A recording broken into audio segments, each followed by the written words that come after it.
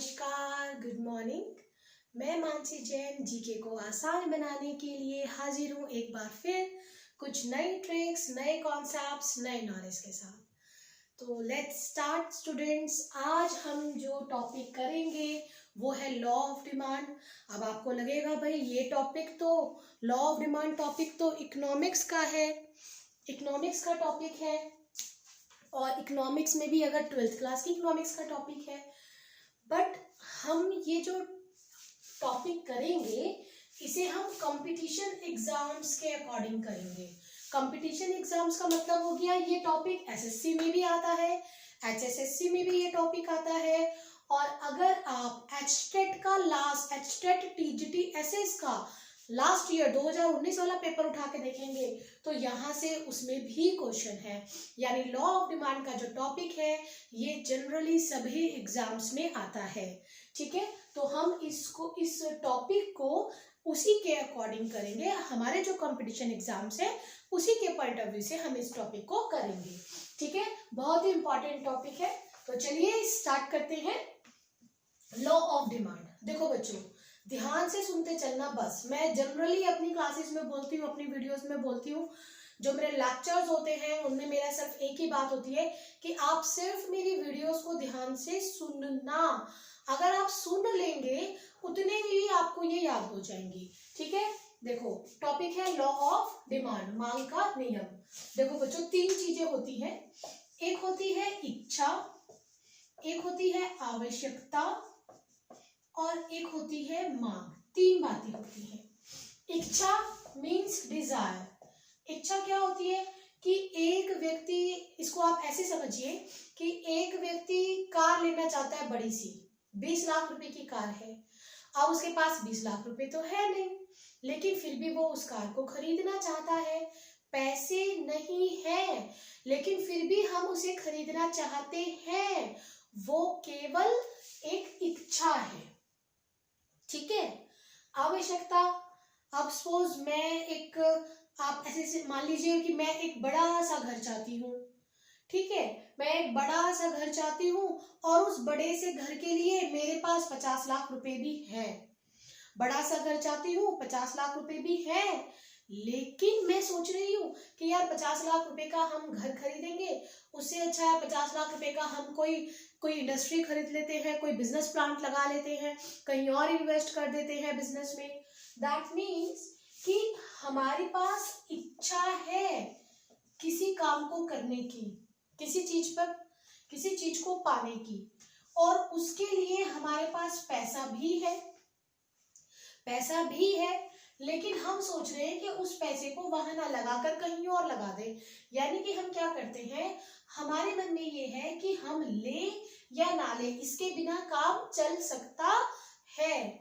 ठीक है, तो हम उस पैसे को, इकोनॉमिक्स की लैंग्वेज में बोलते हैं कि हम उस पैसे को खर्च करने को तैयार नहीं है। पैसा है लेकिन हम उस पैसे को खर्च करने को तैयार नहीं है, तब वो क्या कहलाती है, आवश्यकता। ठीक है, मांग क्या होती है बच्चों, यही हमारे लिए इंपॉर्टेंट है, इसी को समझना हमारे लिए इंपॉर्टेंट है। मांग क्या होती है कि मैं एक बड़ी गाड़ी खरीदना चाहती हूँ और उस गाड़ी को, मतलब यानी कि मैं कोई भी काम करना चाहती हूँ, इच्छा है, डिजायर है, मैं गाड़ी खरीदना चाहती हूँ, डिजायर है, मेरे पास पैसे भी हैं, 20 लाख है, 50 लाख है, पैसे भी हैं। फाइनली मैं ये डिसीजन ले लेती हूँ कि चलो गाड़ी खरीद लेते हैं। यानी कि हम उस चीज पर पैसा खर्च करने को तैयार हो जाते हैं, रेडी हो जाते हैं खर्च करने को। तो जब हम फाइनली, तब वो क्या बनती है, मांग। तो इस बात से आप क्या समझेंगे कि जब हम किसी वस्तु को खरीदने के लिए तैयार हो जाते हैं, या फिर ऐसे कह सकते हैं कि जब किसी वस्तु को प्राप्त करने की हमारे अंदर इच्छा हो, हमारे पास पैसे भी हो और हम उस पैसे को खर्च करने को तैयार हो जाए, तब वो क्या कहलाती है, मांग। मांग के टॉपिक से जो सबसे ज्यादा इंपॉर्टेंट होता है वो होता है मांग का नियम। आई गेस आपको ये सब समझ में आ गया होगा। तो चलिए हम देखते हैं मांग का नियम। बहुत बहुत बहुत ही इंपॉर्टेंट है मांग का नियम। ठीक है, चलिए मांग का नियम क्या कहता है, देखिए मांग का नियम, law of demand, most important. देखो मांग का नियम कहता है कि यदि किसी वस्तु की कीमत बढ़ जाती है, P स्टैंड फॉर प्राइस, कीमत के बढ़ जाने पर यदि डिमांड घट जाए, मांग का नियम क्या कहता है कि किसी वस्तु की कीमत बढ़ जाने पर उसकी मांग कम हो जाती है और कीमत के कम होने पर, डाउनवर्ड एरो का मतलब कम हो गई, कीमत के कम होने पर डाउनवर्ड, ठीक है, उसकी मांग बढ़ जाती है। When prices increases, demand decreases. When prices decreases, demand increases. This is called law of demand. ये होता है हमारा लॉ ऑफ डिमांड। ठीक है, लेकिन अभी ये लॉ ऑफ डिमांड कंप्लीट नहीं हुआ है, इसमें हम एक बात और ऐड करेंगे, अन्य बातें समान रहने पर, अन्य बातें समान रहने पर, when other factor remains constant, अन्य बातें समान रहने पर। भाई ये अन्य बातें क्या है, एक तरीके से ये लॉ ऑफ डिमांड की मान्यताएं हैं, अजम्पशंस हैं, रूल्स हैं कि ये नियम तब लागू होगा जब कुछ बातें समान रहेंगी। ये बातें कौन सी हैं, ये बातें वो हैं जो मांग को प्रभावित कर सकती हैं, जो मांग को प्रभावित कर सकते हैं, यानी ऐसे फैक्टर्स जो मांग को प्रभावित कर सकते हैं उसने कांस्टेंट मान लिया जाता है, समान मान लिया जाता है। ठीक है, क्या होते हैं अभी हम देखेंगे, इससे पहले एक बार हम डायग्राम देख लेते हैं।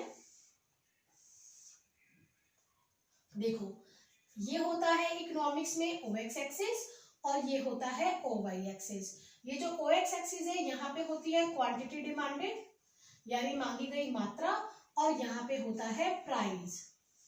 ठीक है, राइट। तो देखो लॉ ऑफ डिमांड क्या कहता है, जब कीमत 1 रुपए थी तो वस्तु की मांग 5 थी, जब कीमत बढ़कर 5 हो गई, यानी प्राइस कितना हो गया 5, तो क्वांटिटी घटकर 1 रुपीस 1 हो गई, रुपीस नहीं, क्वांटिटी घटकर 1 हो गई, मात्रा हो गई 1। यानी देखो जब कीमत कम थी तो मांग ज्यादा थी, जब कीमत ज्यादा हो गई तो मांग क्या हो गई, कम हो गई। तो जब हम इन दोनों बिंदुओं को जोड़ेंगे, ये देखिए जब हम इन बिंदुओं को जोड़ेंगे तो ये बन जाएगा डीडी कर्व। डीडी ये बन गया हमारा डिमांड कर्व, हिंदी में कहें तो मांग वक्र, ये बन गया हमारा मांग वक्र, डिमांड कर्व। अब क्वेश्चन कैसे आता है, क्वेश्चन आता है मांग वक्र का ढलान कैसे होता है, तो हम इसको क्या कहते हैं, नेगेटिव स्लोप, ऋणात्मक ढलान। मांग वक्र का ढलान कैसा होता है बच्चों, ऋणात्मक ढलान, या फिर क्या कहते हैं इसको, नेगेटिव स्लोप। नेगेटिव स्लोप का मतलब क्या होता है, इस बात को देखो आप ऐसे समझ सकते हो, नेगेटिव स्लोप का मतलब होता है जब एक चीज बढ़े तो दूसरी घटे, दूसरी घट रही है तो दूसरी बढ़ रही है। ठीक है, यानी ये अगर कम है तो ये ज्यादा है, कीमत अगर ज्यादा हुई तो क्वांटिटी हमारी कम हो गई। ठीक है, तो जब इस तरह से एक के कम होने पे दूसरे ज्यादा हो तो इस तरह को, यानी इस रिलेशन को भी बोलते हैं इनवर्स रिलेशन।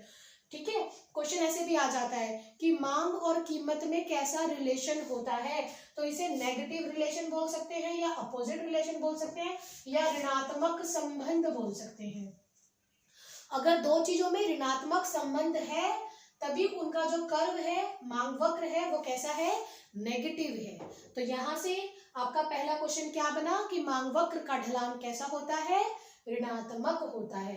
मांग और दूसरा क्वेश्चन, मांग और कीमत में कैसा संबंध होता है, डिमांड और प्राइस में कैसा संबंध होता है, तो ऋणात्मक संबंध होता है। ठीक है, और ये मैंने आपको रिलेशन बता दिया कि जब कीमत, देखो यहाँ पे हम देख सकते हैं कि ये रिलेशन कैसा है, इनवर्स, ये बढ़ रहा है तो ये घट रहा है, ये घट रहा है तो ये बढ़ रहा है, यानी प्राइस और डिमांड, किसी भी वस्तु की कीमत और मांग, इनमें रिलेशन कैसा हो गया, इनवर्स रिलेशन या नेगेटिव रिलेशन, ऋणात्मक संबंध। तो ये था बच्चों मांग का नियम। अब हम देखेंगे मांग के नियम को प्रभावित करने वाले तत्व या फिर वो कौन सी बातें हैं जो मांग को प्रभावित कर सकती है। आप कॉपी पेन लेके बैठिएगा, साथ साथ नोट्स बनाते जाएगा। अब जो TGT-SS का एग्जाम होने वाला है हरियाणा में, उसके लिए ये बहुत ही इंपॉर्टेंट टॉपिक है। इसके अलावा रेलवे का एग्जाम हो, SSC का एग्जाम हो, DE-SSSB का एग्जाम हो, UP-SSC का एग्जाम हो, अगर आपके सिलेबस में जनरल स्टडीज GK या जनरल स्टडीज में अगर इकोनॉमिक्स है तो भाई ये आपके सिलेबस का पार्ट है, अच्छे से उतार लीजिए, काम आएगा। और जिस तरह से मैं एक्सप्लेन करूंगी आपको, ऐसा कहीं भी आपको एक्सप्लेनेशन नहीं मिलेगी, ठीक है। चलिए तो देखते हैं मांग को प्रभावित करने वाले तत्व। मांग को प्रभावित करने वाले तत्व, मांग को प्रभावित करने वाले तत्व,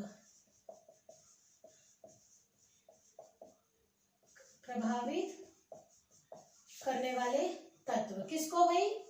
मांग को, मांग को प्रभावित करने वाले तत्व, that means factors that effects demand, ठीक है। या फिर हम इन्हें बोलते हैं अजम्पशंस, मांग के नियम की मान्यताएं, assumptions of law of demand, right. इसमें क्या क्या आता है? तो इसमें आता है वस्तु की कीमत। किसी भी वस्तु की मांग को प्रभावित कौन कर सकती है? वस्तु की कीमत। दूसरा पॉइंट क्या आता है इसमें? संबंधित वस्तु की कीमत। संबंधित वस्तु यानी प्राइस ऑफ रिलेटेड गुड्स। संबंधित वस्तुएं दो तरह की होती हैं, यहां से क्वेश्चन जरूर आता है। एक होती है प्रतिस्थापन वस्तुएं, एक होती है पूरक वस्तुएं।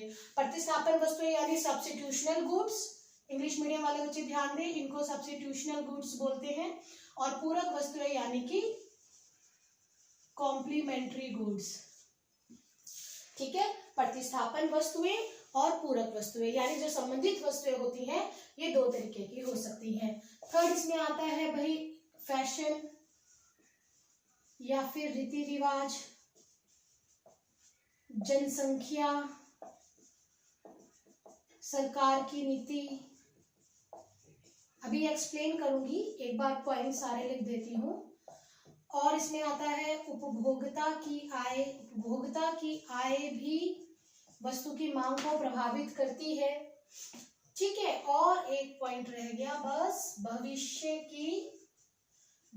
की संभावनाएं, यानी भविष्य में कीमत में अगर कोई उतार चढ़ाव आने वाला है तो वो इसके अंदर भी आ सकता है, ठीक है। चलिए ध्यान देंगे बोर्ड पर। क्या है भाई ये है मांग को प्रभावित करने वाले तत्व, ठीक है। Factors that affects on demand. देखिए सबसे पहले हम मांग के नियम की जब बात करते हैं तो हम कहते हैं कि कीमत जो है केवल कीमत के घटने या बढ़ने का मांग पर प्रभाव को अध्ययन करते हैं। ध्यान से सुनिएगा, मांग के नियम में केवल कीमत का कम या ज्यादा होना, कि कीमत के कम होने से मांग पे क्या प्रभाव पड़ रहा है, ज्यादा होने से मांग पे क्या प्रभाव पड़ रहा है, केवल इसी चीज को स्टडी करते हैं हम लॉ ऑफ डिमांड में। इसको छोड़कर बाकी जितने भी ये फैक्टर हैं, इसको छोड़कर बाकी जितने भी ये फैक्टर हैं, इन्हें कांस्टेंट मान लिया जाता है, स्थिर मान लिया जाता है, समान मान लिया जाता है, ठीक है। देखो संबंधित वस्तु की कीमत, संबंधित वस्तुएं दो तरह की होती है, प्रतिस्थापन पूरक, एक्सप्लेन करूंगी। पहले इसे देखो, फैशन या रीति रिवाज। फैशन या रीति रिवाज ये भी मांग को प्रभावित करती है। सपोज किसी चीज का कोई नई ड्रेस लॉन्च हुई है, उसका बड़ा फैशन है, बड़ा ट्रेंड है। जब कोई चीज न्यू मार्केट में आती है, कोई न्यू ड्रेस, कोई न्यू स्टाइल मार्केट में आता है, तो वो बड़ा कॉस्टली होता है, महंगा होता है, लेकिन तब भी वो डिमांड में होता है, यानी प्राइस ज्यादा होने के बाद भी वो डिमांड में होता है। क्यों? क्योंकि फैशन है, ट्रेंड है, ठीक है। यानी फैशन का डिमांड पर कोई इफेक्ट नहीं पड़ता। जनसंख्या अगर ज्यादा है तो डिमांड ऑब्वियसली ज्यादा होगी, जनसंख्या अगर कम है तो डिमांड कम होगी। सरकार की नीति, सरकार जब किसी वस्तु की मांग को कम करना चाहती है तो उस पर टैक्सेस ज्यादा लगा देती है, अगर किसी वस्तु की मांग को बढ़ाना चाहती है तो उस पर से कुछ टैक्सेस हटा लेती है। उपभोक्ता की आय, यदि उपभोक्ता की आय ज्यादा होगी तो क्या होगा, वो ज्यादा मांग करेगा। अगर उपभोक्ता की आय कम होगी तो वो कम मांग करेगा। यहाँ तक क्लियर हुआ। भविष्य की संभावनाएं। अब मानो बच्चों एक बात है, अगर आपको ये पता लग जाए भाई चीनी जो है वो 100 रुपए किलो होने वाली है, ठीक है, चीनी 100 रुपए किलो होने वाली है कल से, तो आज ही क्या करेंगे, चीनी की 1 बोरी, चीनी की 2 बोरी ला के रख लेंगे, है ना भाई। जो रेट है 35-40 रुपए वटएवर, मुझे नहीं पता, जो भी रेट है चीनी का करंटली, अगर वो डबल ट्रिपल हो जाए अगले दिन, तो हम वर्तमान में ही उसकी मांग बढ़ जाएगी। तो जो भविष्य की कीमत के घटने या बढ़ने की संभावनाएं होती हैं वो वर्तमान मांग को प्रभावित करती है। तो ये कौन से फैक्टर हैं भाई, ये है मांग को प्रभावित करने वाले तत्व, ठीक है। चलिए आगे देखते हैं। अब हम देख लेते हैं प्रतिस्थापन वस्तुएं और पूरक। ये इंपॉर्टेंट है इसलिए इस पर थोड़ा ध्यान से फोकस करेंगे। देखो प्रतिस्थापन वस्तुएं क्या होती हैं। प्रतिस्थापन वस्तुओं का सब्स्टिट्यूट, सब्स्टिट्यूट का मीनिंग आप बड़े अच्छे से जानते होंगे। सब्स्टिट्यूट का मीनिंग होता है कि सपोज अगर हम एक शॉप पे गए, हम एक कैफे पे गए, हमने कहा भैया चाय पीने का मन है, सर्दी का मौसम है, बढ़िया सी अदरक डाल के चाय बना दो। अब उसने कहा कि भैया चाय तो है नहीं, कॉफी है, कॉफी पी लो। तो हम क्या करेंगे, चलो कोई बात नहीं, चाय नहीं है तो कॉफी दे दो। यानी वो वस्तुएं जो एक दूसरे के कंपटीशन में होती हैं। अगर चाय नहीं है तो कोई बात नहीं, कॉफी से काम चला लेंगे। पेप्सी नहीं है तो कोई बात नहीं, हमें लिम्का ही दे दो, कॉफी दे दो, है ना। दैट मीन्स इस तरह की वस्तुएं क्या कहलाती हैं, सब्स्टिट्यूट कहलाती हैं, जिसके यानी अगर एक नहीं है तो हम दूसरे से काम चला सकते हैं। तो ये क्वेश्चन आ जाता है, 4 ऑप्शन देके पूछ लेता है इनमें से कौन सब्स्टिट्यूट्स गुड्स है। तो आपको क्लियर हो गया सब्स्टिट्यूट्स गुड्स कौन सी होंगी, सब्स्टिट्यूट्स प्रतिस्थापन वस्तुएं कौन सी होंगी, जैसे चाय और कॉफी, जैसे पेप्सी और लिम्का, जैसे लक्स हो गई और लक्स की जगह किसी और साबुन का नेम लिख लो, डव लिख लो, ठीक है। तो ये क्या है, एक दूसरे की सब्स्टिट्यूट। अब इन पर इनकी एक की कीमत के इनको स्टडी कैसे करते हैं कि एक की कीमत के घटने या बढ़ने का दूसरे की मांग पर क्या प्रभाव पड़ेगा, ठीक है। अब मैं यहां से इसे रफ कर रही हूं, देखो। अब इसकी कीमत के, चाय की कीमत के घटने या बढ़ने का इसकी मांग पर। अब सपोज पहले चाय का कप था 5, कितने रुपए का आता है, 5 रुपए का लगा लो। चाय का कप था 5 रुपए का और कॉफी भी अच्छी सी जगह से लो तो 10 रुपए की थी, ठीक है। अच्छी क्या, ठीक ठाक सा 10 रुपए का कप आ जाता होगा, आई डोंट नो। तो अगर अब देखो अब क्या हुआ, चाय की कीमत बढ़कर हो गई 20 रुपए भाई, चाय की कीमत बढ़ गई। अब ध्यान से सुनिएगा, चाय की कीमत बढ़ने से किसकी मांग बढ़ गई, कॉफी की मांग बढ़ गई। क्यों बढ़ गई कि जो लोग चाय पीते थे वो भी कॉफी पियेंगे। भी चाय तो 20 रुपए की, कॉफी 10 रुपए की है, तो कॉफी पीने में फायदा है ना, समझे, है ना। कंपैरेटिवली देखे तो ये सस्ती हो गई ना। अब ये 10 रुपए की है, ये 20 रुपए की है। चाय की कीमत के बढ़ने से कॉफी की मांग बढ़ गई। जब कीमत बढ़ी तो यहाँ पर मांग भी बढ़ी, है ना। एक वस्तु की कीमत बढ़ी, मांग बढ़ी, ये एरोस का सेम डायरेक्शन में है। तो ऐसे संबंध को क्या कहते हैं हम, धनात्मक संबंध, पॉजिटिव रिलेशन। धनात्मक संबंध या पॉजिटिव रिलेशन। तो यहाँ पे क्वेश्चन क्या बनता है भाई, यहाँ पे क्वेश्चन बनता है कि सब्स्टिट्यूशनल गुड्स के केसेस में, प्रतिस्थापन वस्तुओं के केसेस में कीमत और मांग में क्या संबंध है। या फिर क्वेश्चन कैसे बनता है, दो वस्तुएं x और y अगर एक दूसरे की सब्स्टिट्यूट्स हैं, प्रतिस्थापन वस्तुएं हैं, तो x की कीमत अगर बढ़ेगी तो y की मांग पर क्या प्रभाव पड़ेगा, इस तरह से क्वेश्चन आता है। तो इसकी कीमत अगर घटेगी, ये 5 का था 20 का हो गया था, सपोज 5 का है, 5 से हटके ये और 2 का हो जाए तो क्या होगा, इसकी डिमांड घट जाएगी, लोग कॉफी पीना बंद कर देंगे या क्या पीने लगेंगे, चाय। क्लियर है, ठीक है। अब आ जाओ पूरक वस्तुओं पे। पूरक वस्तुएं, क्वेश्चन आता है दो वस्तुएं x और y अगर एक दूसरे की पूरक हैं, ध्यान से सुनिएगा, दो वस्तुएं x और y अगर एक दूसरे की पूरक है, कॉम्प्लीमेंट्री है, तो एक की कीमत के बढ़ने से दूसरे की मांग पर क्या प्रभाव पड़ेगा, इसे हम देखते हैं। ठीक है, तो देखो दो पूरक वस्तुएं क्या होती है, पहले ये जानना जरूरी है।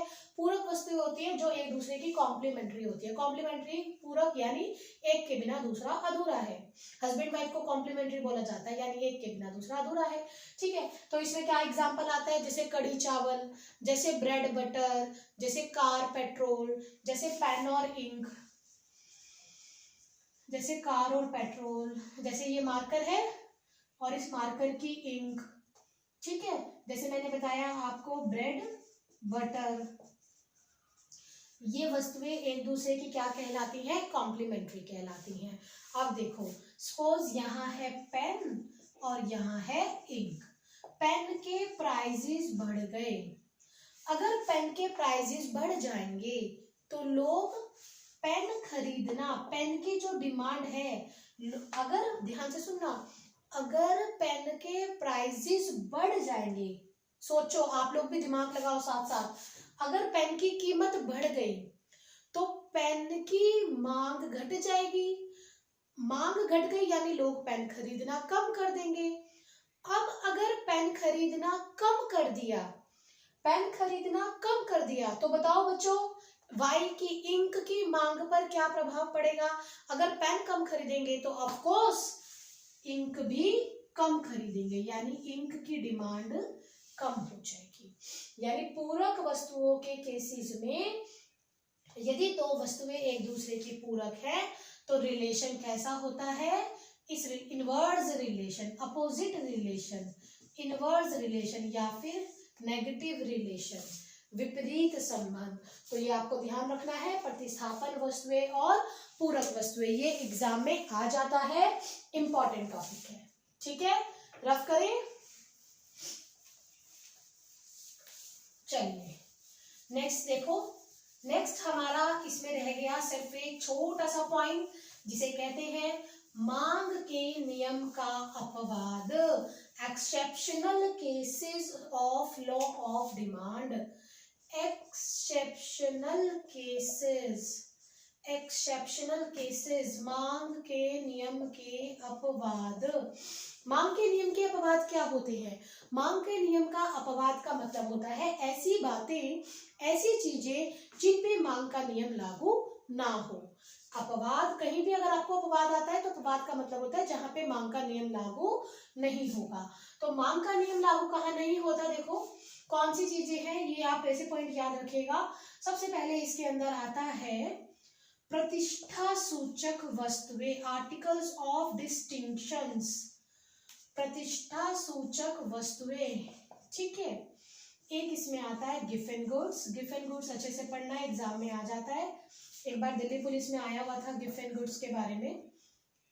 और एक आता है अज्ञानता यानी कि इग्नोरेंस, गिफन को ऐसे भी आ जाता है। ठीक है, प्रतिष्ठा सूचक वस्तुएं, जो वस्तुएं शानो शौकत का प्रतीक होती है, आपकी प्रतिष्ठा का प्रतीक होती है, वैसी वस्तुएं जितनी ज्यादा महंगी होती हैं उनकी मांग उतनी ज्यादा होती है। इसको आप ऐसे समझ सकते हैं जैसे कीमती कालीन, जैसे बहुत कीमती ज्वेलरी। तो जो रिच लोग होते हैं वो अपने सोसाइटी में अपनी प्रतिष्ठा को दिखाने के लिए ज्यादा महंगी चीजें खरीदते हैं, यानी जो वो उस वस्तु को खरीदने के लिए तब तैयार होंगे जब उसकी कीमत बहुत ज्यादा होगी। गिफन गुड्स क्या होता है, देखो भाई गिफन गुड्स क्या होता है, गिफन गुड्स दो तरह की गुड्स होती है, एक नॉर्मल गुड्स होती है यानी सामान्य वस्तुएं होती हैं, और एक इंफीरियर गुड्स होती हैं यानी कि घटिया वस्तुएं होती हैं। गिफन गुड्स वैसे इनके बीच की वस्तु होती है, ना सामान्य होती है ना बिल्कुल ही घटिया होती है, लेकिन ये नियर टू घटिया ही होती है, यानी इसका जो संबंध होता है थोड़ा थोड़ा घटिया जैसा होता है। गिफन गुड्स आप ऐसे एग्जांपल लगा सकते हो जैसे देसी घी की तुलना में डालडा घी, वो एक गिफन वस्तु होगी। गिफन उन साइंटिस्ट का नाम है जिन्होंने ये कॉन्सेप्ट दिया था, उन्हीं के नाम पर इन वस्तुओं का नाम गिफन गुड्स रखा गया है। ठीक है, देखो इसे आप कैसे समझेंगे, अज्ञानता को मैं बाद में लिख दूंगी, अभी रफ कर देती हूँ। देखो गिफन गुड्स को आप कैसे समझेंगे, जैसे मैंने आपको बताया कि देसी घी की तुलना में डालडा घी ये एक गिफन वस्तु है। ठीक है, अब घी कितने का आता है भाई, 600 kg, 600 रुपीज का आता है पर केजी। ये कितने का आता होगा, शायद 101 रुपए का आता होगा, 150 रुपए का आता होगा, इतने तक का ही आता होगा, राइट। तो सपोज अब ये इतने का आता है, ये इतने का आता है, तो ऑफ कोर्स लोग कहेंगे ये बढ़िया है भाई, महंगा है, ये कम प्राइस का है तो ये घटिया है ना। लेकिन अगर इसकी कीमत भी बढ़ाकर 500 कर दी जाए, यदि इसकी कीमत भी बढ़ाकर 500 कर दी जाए तो लोगों को लगेगा अरे यार इसमें तो देसी घी की क्वालिटी होगी जरूर, 500 रुपए वाला डालडा है, कहीं भी नुकसान नहीं देगा। यानी क्या निकला कि यदि गिफन वस्तुओं की कीमत बढ़ जाती है तो इनकी डिमांड भी बढ़ जाती है, और अगर इनकी कीमत घट जाती है, मान लो 150 से घटकर 50 हो जाए, तो इनकी डिमांड भी घट जाती है। ये रिलेशन कैसे निकल गया, ऋणात्मक संबंध निकल गया, सॉरी धनात्मक पॉजिटिव रिलेशन निकल गया, है ना। एरो सेम डायरेक्शन में है। यदि दो चीजों में मैंने क्या समझाया है आपको, यदि कीमत और मांग में डायरेक्शन सेम डायरेक्शन जाए, ठीक है, तो वो क्या होता है, कैसा संबंध कहलाता है, पॉजिटिव धनात्मक संबंध कहलाता है, धनात्मक संबंध कहलाता है। यानी अगर आपको क्वेश्चन आए कि गिफन गुड्स के केसेस में कीमत और मांग में क्या संबंध होता है, तो आप क्या कहेंगे, कीमत और मांग में धनात्मक संबंध होता है। दोबारा देखो इसको एक बार, क्या समझाया मैंने, यदि गिफन वस्तुएं एक तरीके की घटिया वस्तुएं होती हैं, अगर इनकी कीमत बढ़ जाती है तो इनकी मांग भी बढ़ जाती है, अगर इनकी कीमत घट जाती है तो मांग भी घट जाएगी। ऐसा क्यों, क्योंकि जब इनकी कीमत बढ़ेगी तो ऐसा समझा जाएगा, ऐसा माना जाएगा कि ये अच्छी हो गई हैं, ये सामान्य हो गई हैं, नॉर्मल गुड्स की कैटेगरी में आ गई है, इनकी क्वालिटी इंप्रूव हो गई है और इनकी मांग बढ़ जाएगी। ठीक है, और लास्ट पॉइंट था हमारा अज्ञानता। अज्ञानता क्या कहता है कि अज्ञानतावश कई बार व्यक्ति कम कीमत की वस्तु को घटिया समझने लगता है, और वो क्या करता है, कई बार वो क्या करता है कि कीमत ज्यादा होने पर ही उसको लगता है कि वो अच्छी क्वालिटी की है और वो तभी मांग करता है। जबकि लॉ ऑफ डिमांड क्या कहता है, देखो लॉ ऑफ डिमांड तो इसे उल्टा था ना, कि कीमत कम होगी तो मांग ज्यादा होगी, लॉ ऑफ डिमांड। अब यहाँ पे क्या हो रहा है, लॉ ऑफ डिमांड लागू नहीं हो रहा, इसलिए ये मांग के नियम का अपवाद है। यहाँ पे क्या हो रहा है, लॉ ऑफ डिमांड लागू नहीं हो रहा, इसलिए गिफन वस्तु मांग के नियम का अपवाद है। क्योंकि यहाँ पे देखो मांग के नियम में क्या था, ऋणात्मक ढलान था, कीमत अगर कम थी तो मांग ज्यादा थी, है ना। यहाँ भी क्या हो रहा है, कीमत ज्यादा है तो मांग ज्यादा है, तो ये क्या हो गया, मांग के नियम का अपवाद हो गया, क्योंकि मांग के नियम में तो ये नेगेटिव रिलेशन था।